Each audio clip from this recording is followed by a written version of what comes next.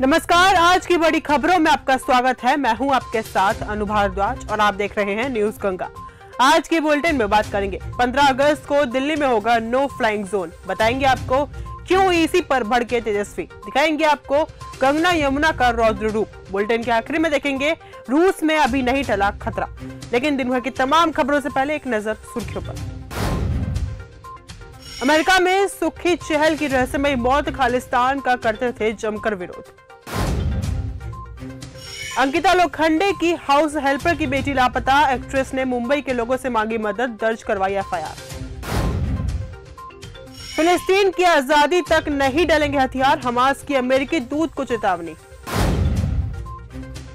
15 अगस्त को दिल्ली में no flying zone. Delhi police ने 15 अगस्त को लेकर बड़ा फैसला लिया है। 16 अगस्त तक दिल्ली में drones, paragliding, hot air balloons और रिमोटली पायलटेड एयरक्राफ्ट की उड़ान पर रोक लगा दी है। विमान से पैरा जंपिंग पर भी पाबंदी है। आदेश का पालन न करने वालों के खिलाफ सख्त कार्रवाई की जाएगी। ईसी पर भड़के तेजस्वी। बिहार में विधानसभा चुनाव से ठीक पहले एसआईआर प्रक्रिया को लेकर विपक्ष हमलावर है। शनिवार को आरजेडी नेता तेजस्वी यादव का वो दावा गलत साबित हुआ जिसमें उन्होंने कहा था कि वोटर लिस्ट में उनका नाम नहीं है। हालांकि बाद में जब जांच पड़ताल की गई तो उनका वोटर लिस्ट में नाम शामिल था। मणिशंकर अय्यर का पाकिस्तान प्रेम।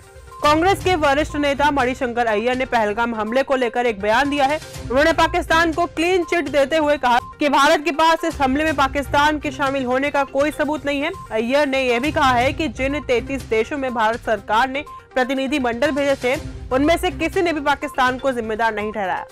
वो जो 33 देश थरूर और उनके लोग गए थे, किसी ने भी नहीं कहा कि पाकिस्तान जिम्मेदार है।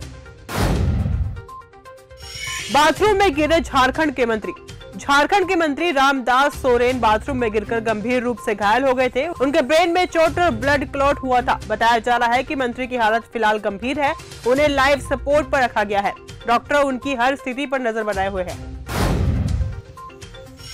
जम्मू कश्मीर के कुलगाम में एनकाउंटर जारी।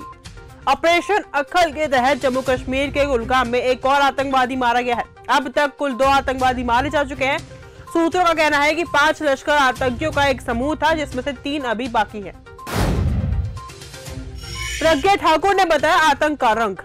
2008 के मालेगांव विस्फोट मामले में एनआईए कोर्ट से बरी होने के बाद भोपाल पहुंची प्रज्ञा ठाकुर ने एक बार फिर से अपने बयानों से सियासत में हलचल मचा दी है। उन्होंने कांग्रेस नेता दिग्विजय सिंह पर तीखा हमला करते हुए कहा कि दिग्विजय सिंह का नाम लो तो दिन खराब हो जाता है।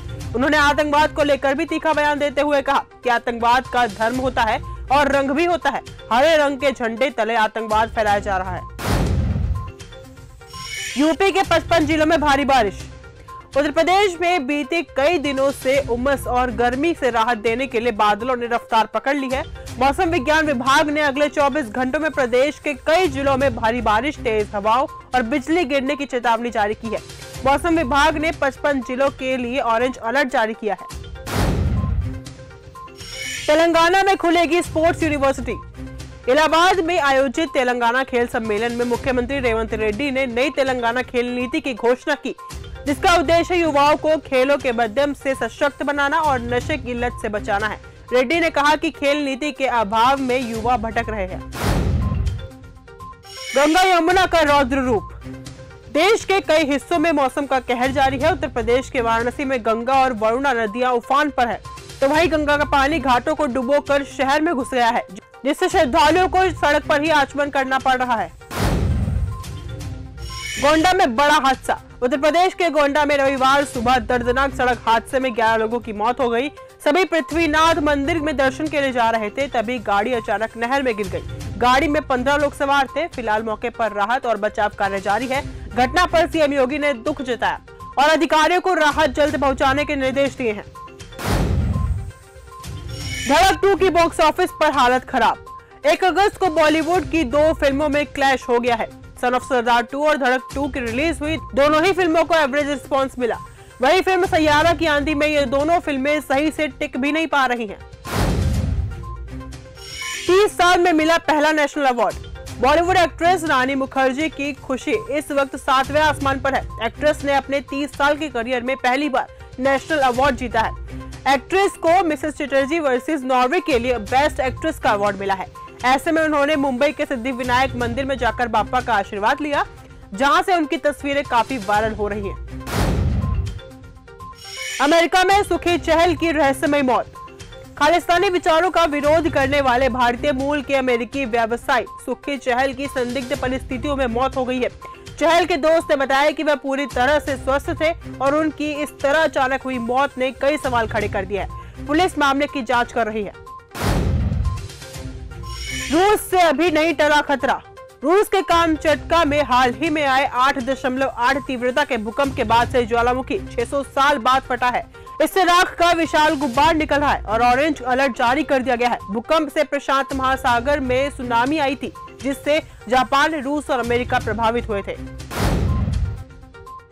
नोबेल शांति पुरस्कार लेकर ही रहेंगे ट्रंप। अमेरिकी राष्ट्रपति ट्रंप का कंबोडिया और थाईलैंड के बीच युद्ध विराम कराने के लिए कंबोडिया ने नोबेल शांति पुरस्कार के लिए नामित करने की घोषणा की है। इससे पहले भी पाकिस्तान ने भी उनका नाम प्रस्तावित किया था। तो फिलहाल आज के इस बुलेटिन में सिर्फ इतना ही। देश और दुनिया की तमाम खबरों के साथ ऐसे ही जुड़े रहने के लिए देखते रहिए न्यूज़ गंगा। धन्यवाद।